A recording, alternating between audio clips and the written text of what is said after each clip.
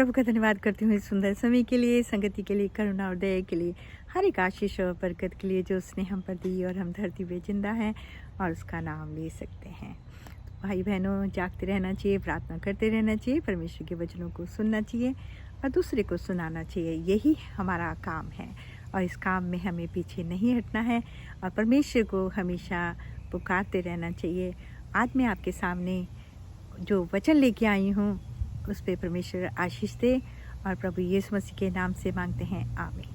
तो ये अनमोल वचन है जो आप जब परेशान होते हैं तो इनको दोहरा सकते हैं और आपकी जान बच सकती है। और बहुत सारी बातें परमेश्वर ने अपने मुंह से कही हैं और सच्चे वचन हैं। आप बाइबल को पढ़ते हैं और सुनते भी हैं तो बाइबल के बताती है कि जब भी आप परेशान होते हैं और चिंता करने लगते हैं तो आपको ये सब बातें नहीं करनी चाहिए। जितनी भी आपकी परेशानियां हैं परमेश्वर के सामने रख देनी चाहिए तो परमेश्वर उसको दूर भी करेंगे और हम चिंता करते रहेंगे जिसमें कि हम कुछ नहीं कर सकते, क्योंकि इंसान के बस में कुछ नहीं है अगर सब कुछ परमेश्वर के बस में है। ये आप जानते हैं, जब हम बीमार पड़ते हैं तो जब डॉक्टर के हाथ में कुछ नहीं होता तो वो ये कहता है कि अब भगवान को याद करो या परमेश्वर को याद करो, तो हम बस फिर परमेश्वर के नाम को जपने लगते हैं। तो एक डॉक्टर भी ये बात बोलता है।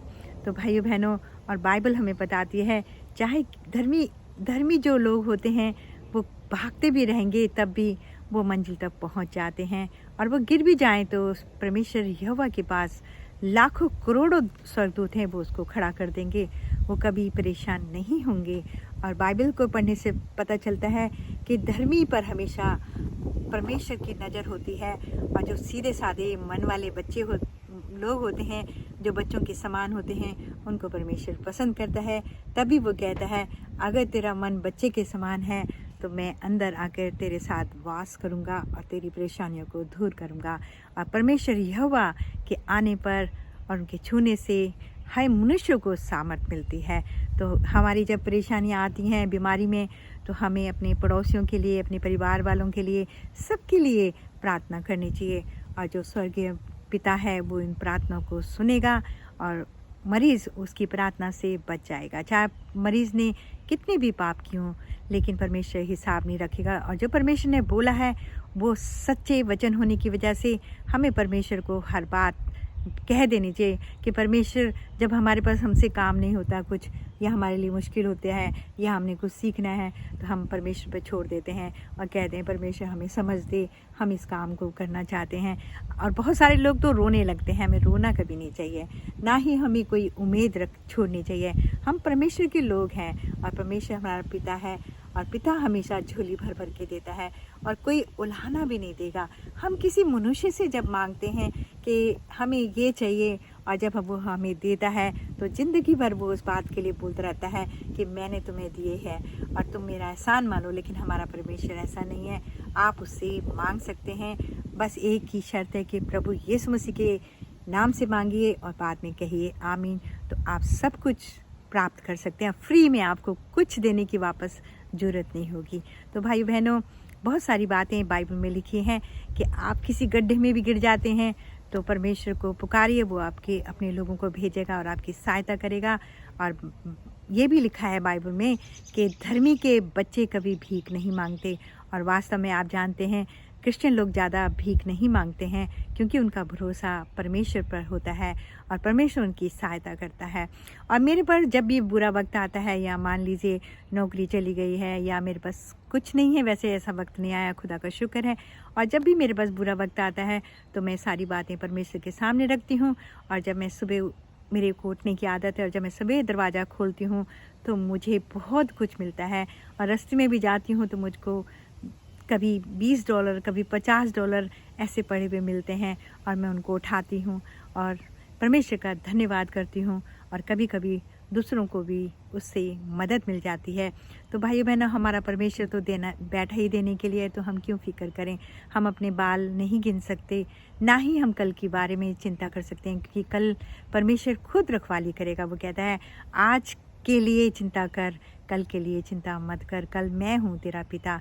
आप देखिए, जो मिस्र देश में इस्राएली लोग रहते थे और बहुत उनको दुख दिया जाता था। मिस्र की कानून बड़े सख्त थे और वो उनको कोड़ों से भी मारते थे और वो एक मजदूरी का काम करते थे।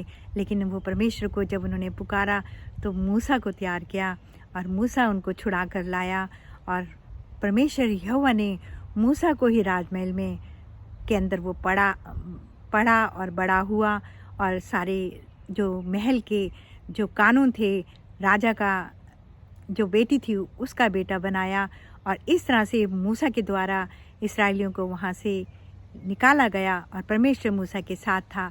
वो आमने सामने परमेश्वर मूसा से बात करता था। ये बात आप बाइबल में पढ़ सकते हैं, मूसा की व्यवस्था विवरण में।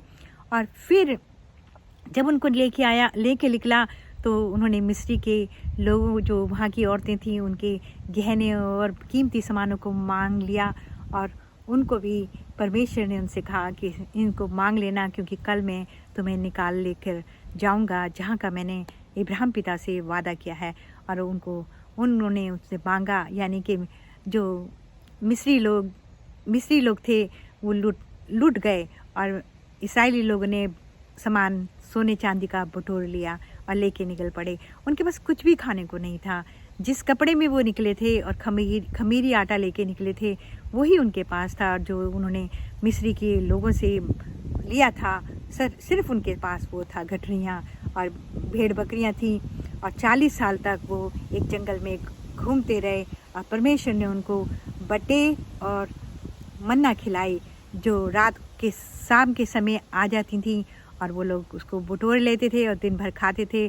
और अगर कोई इस्राएली ज़्यादा इकट्ठा कर लेता था तो वो सुबह के समय वो कीड़ा पड़ जाते थे। ये परमेश्वर ने कहा था कि आज की चिंता करो, कल की नहीं। और किस तरह से लाल समुद्र को परमेश्वर यहोवा ने उसके 2 भाग कर दिए और इस्राएलियों को निकाल लिया। और इस्राएलियों को आज भी परमेश्वर संभालता है, उन्हें किसी चीज़ की घटी नहीं है।